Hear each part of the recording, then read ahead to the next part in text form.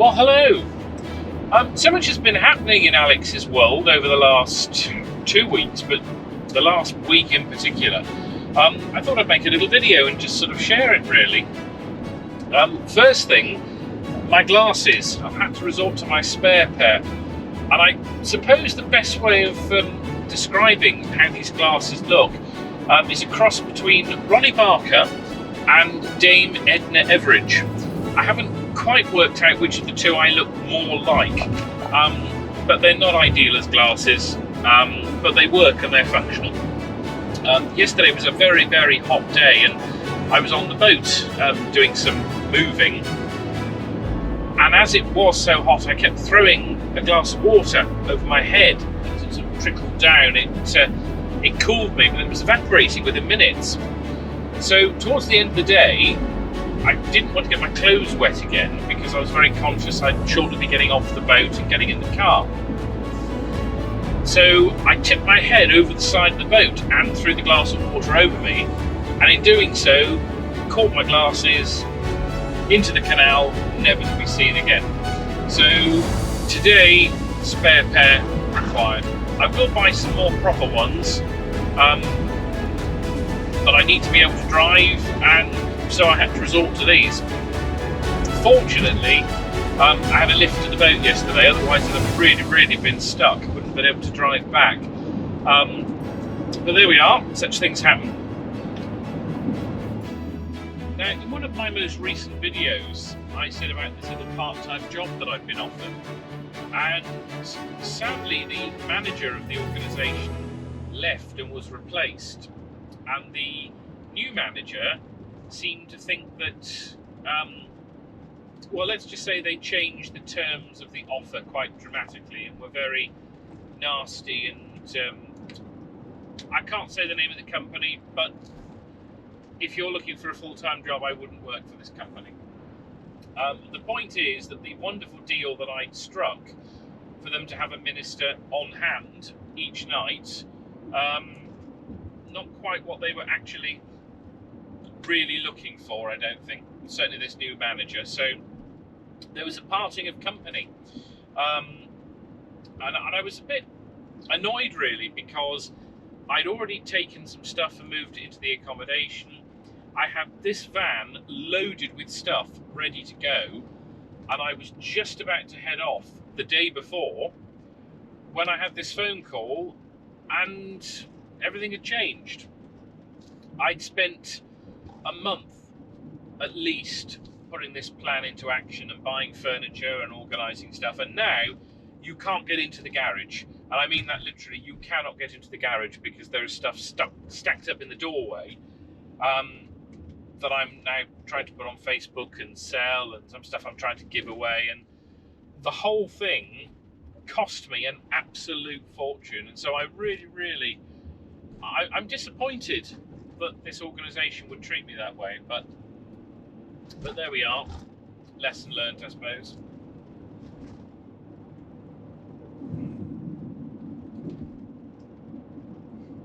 So the next couple of days, today and tomorrow, are actually quite jam-packed full, but there is a bigger project ahead.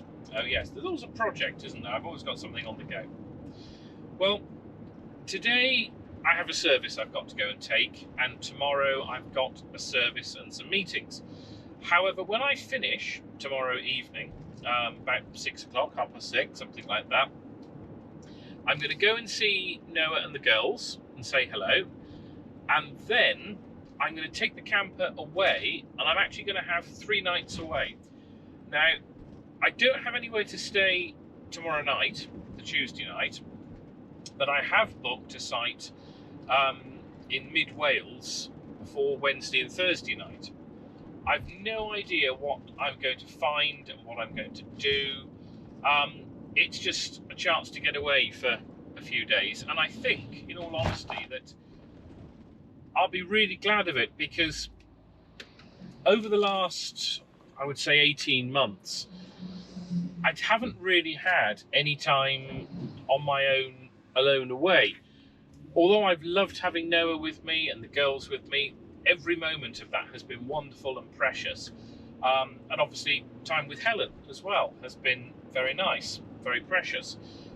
But I haven't really had a lot of time on my own, and so just a few days, just quiet, peaceful, little mini holiday, I think it's going to be really, really good actually. Now I've no idea what I'm going to do tomorrow night though, because as I said, I don't have anywhere to stay, so I might do a stealth camp on the first night, Tuesday night, and then stock up with provisions on the way to Wales. And I think what I'd like to do is go to the campsite and park the van up and then not go out exploring at all the day after. So I would go and do some exploring on Tuesday on the way. Maybe take some video, maybe do a podcast when I'm on the road, that sort of thing. But then when I get to the site on the sort of the evening of the Wednesday, it'd be really nice if I didn't go out at all on the Thursday. And I think I'll be quite lost with what to do with myself, really. But I think it'd be a nice chance, an opportunity to do some thinking and some planning. Maybe do a couple of videos as well whilst I'm there. But it is quite strange for me because I'm not somebody that likes sitting down and doing nothing. I'm always on the go. I mean, I know I'm quite overweight, so you think, oh yeah, maybe he sits on the sofa and eats crisps and chocolates and watches the TV. But the honest truth is, I don't really watch the TV that much. I will eat the odd chocolate bar, I will admit, and I do like crisps, probably too much. But as for sort of sitting down and watching the TV, I like YouTube, naturally, and I do watch quite a bit of stuff on YouTube, but it's usually on my phone and sort of whilst I'm at the desk and I'm on the go. I'm not sat down just sort of binge watching. I mean, I did used to sit and watch sort of box sets of things, and I really enjoyed doing that, but I don't know, just recently I've been on this sort of quest to get out there and do things, and so the TV hasn't really held much, hasn't really held at all. So I've really been suffering with this summer cold the last couple of days. Ever since my COVID jab a few weeks ago, I've been very, very careful to look after myself, and I've been trying to drink enough water and trying to eat some fruits and vegetables and some healthy things. So I've suddenly come down with this awful cold, and I would say it's made me miserable, but I'm sort of struggling to breathe, and I've got to stand in front of 60 people in a minute and talk for 45 minutes with my new silly glasses on, or should I say my spare silly glasses, and so I'm going to be a right comedy act, considering I'm conducting a funeral. Dame Edna Everidge / Ronnie Barker has a cold. Yes. Not ideal.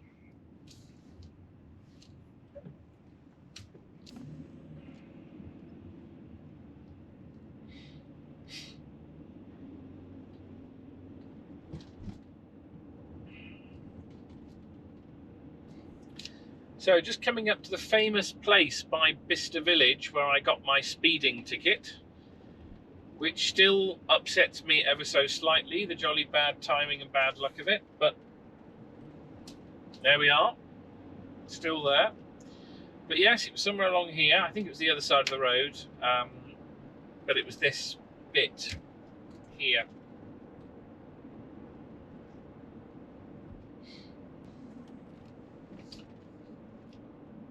I just see the Holiday Inn Express over there.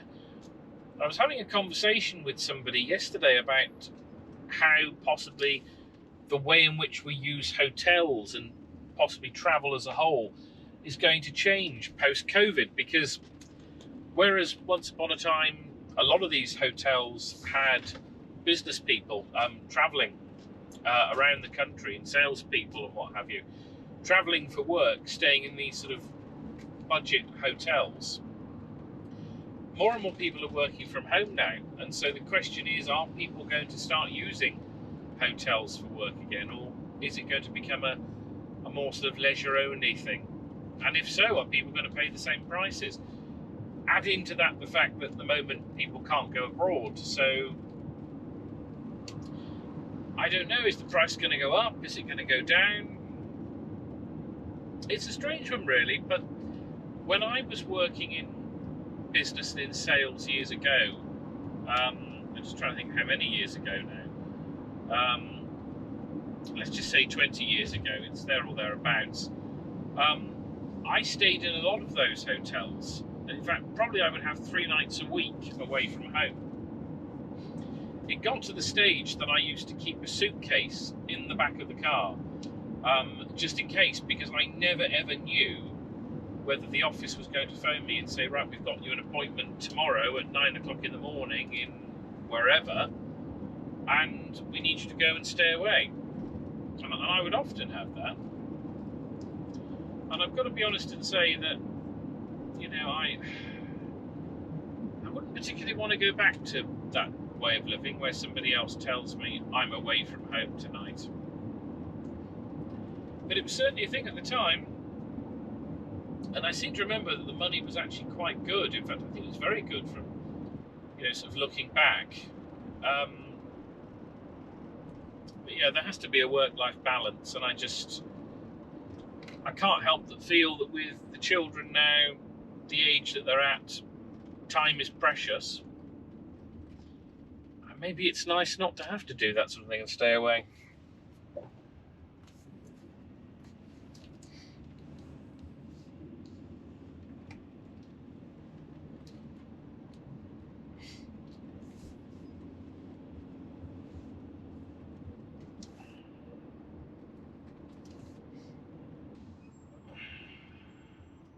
So I'm just about halfway to where I'm going for today's work. And I was really thinking that I might do some video this afternoon as well. But I think I'm going to go back home instead and do some planning for all the things that I'm going to do the next few days. Not to mention, I need to do some packing as well. Although that having been said, one of the reasons I love the camper is because you literally can open the van door, the side door, and just take 3 pairs of underpants, 3 pairs of socks, 3 shirts and a spare pair of trousers and a towel, and throw them in, and you're packed. And I really like that. There's no need for a suitcase or anything. You can throw it on the back seat. And a sleeping bag to keep you warm. I've actually got a double duvet. I don't think I'm going to be wrapping myself up. I think it's going to be sleeping in loose-fitting cotton pyjamas. Right, well, check the phone. And nothing interesting is happening.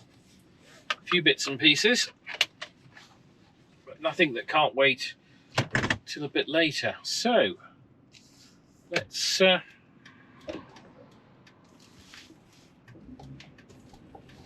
safely back on the road.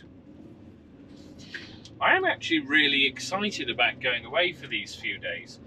It's been quite a while since I've gone anywhere on my own.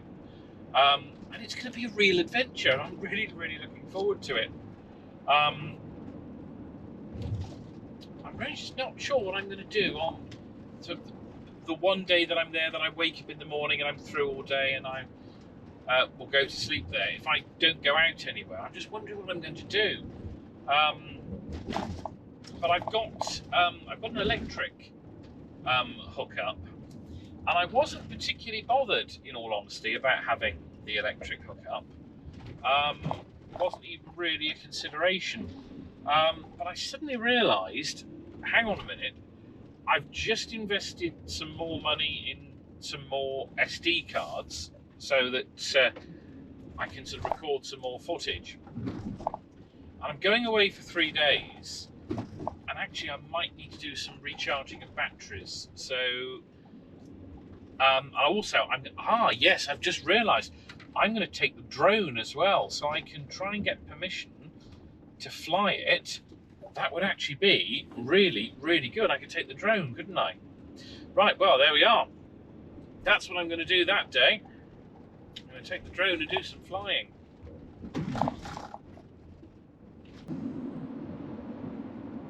I had a really weird dream last night. It was about the GoPro camera, which I'm actually using to record this on. And I think this dream came about because the last video I tried to do, I was in my Ford KA. And it was so hot because the air conditioning doesn't work properly, and it's a convertible, so it's just a cloth roof, and the heat really does build up if the car's just sat there. When you're trying to do a video, it's not the easiest in the world from a sound perspective to put the roof down. So I often keep the roof up. The camera got so hot that it shut itself down, and a little warning came up on the front: camera too hot.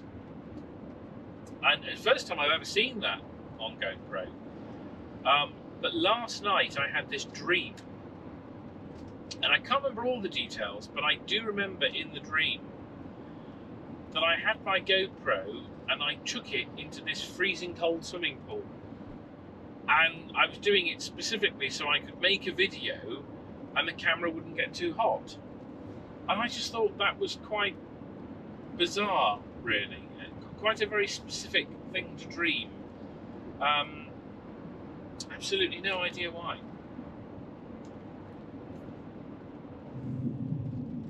So I had to be quite careful at that T-junction that I just got to, because I often find that I go the wrong way, and there are 3 crematoria in Oxford. And as you get to that T-junction, there's one in each direction, and there's another one which is another way as well. But get to that T-junction, there's one in either direction, and depending on which one I'm going to,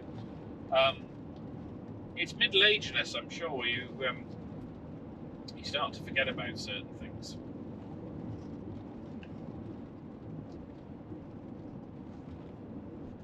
So, just going past that sign that said camping and tents and motorhomes, caravans, trailers, whatever it said, I don't know if it's in there. I'm quite excited that I have managed to book this campsite in Wales. I spent all morning doing it.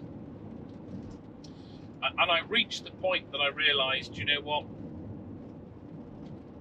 You might get it right, you might get it wrong. You've no way of knowing whether or not, what you're, looking for, what you're going to find at any of these places. So you've just got to bite the bullet, really, and make a decision. And you might get it wrong, and the site might be awful, but it also might be really nice. So yes, I really don't know whether or not I'm going to be successful or not. But I'm just going to pull over here for 2 reasons. Partly because there's a car behind me I don't really like. But second, where I am here, when I bought my MX-5 and I took it out for the very first day, and it was actually during the lockdown, and so I brought it out to come to work. I came to one of the crematorium. And I pulled over here because I had about an hour to kill, and I thought, this is going to be typical. The police are going to come and they're going to say, "What are you doing out, sir?" And I'm going to have to explain, "Oh, honest officer, I'm out in my MX-5 about to do a funeral." So quite strange, this place. Right, well, I'm going to sign off for a second. I'll come back momentarily, but I need to check my phone first, so I should do that. I'll catch up with you in a sec. I remember this co-op being built, actually. This is Bletchington. In fact, I remember all these houses being built. And I remember thinking it's quite strange, really. Not quite sure why, but the stone that they've used, I think, looks more like a Cotswold stone. And I don't think there's any other houses around here that match that particularly.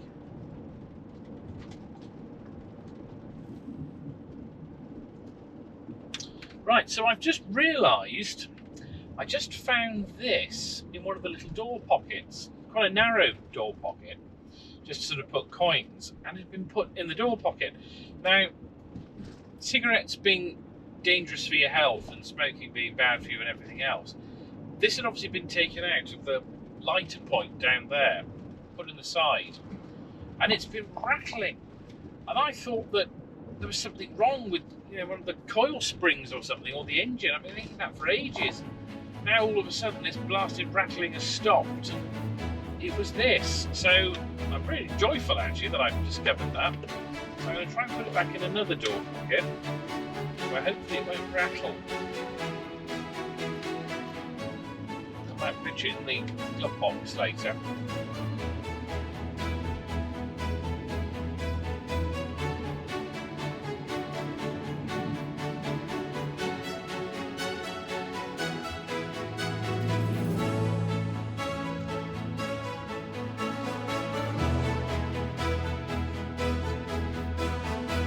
So, nearly there at the place of work today. It's been another nice little drive.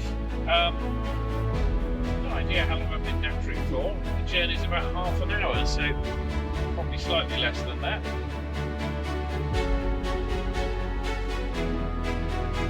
But as I mentioned, there's some big videos to come as a result of my time away in the next few days, and I still haven't actually put together the footage of the Swanage trip that I did with Noah. We tried to take as much footage as we could, however, we sort of lost the ending really, so I don't know how much I'm going to be able to create with the footage we've got, but I will have a go.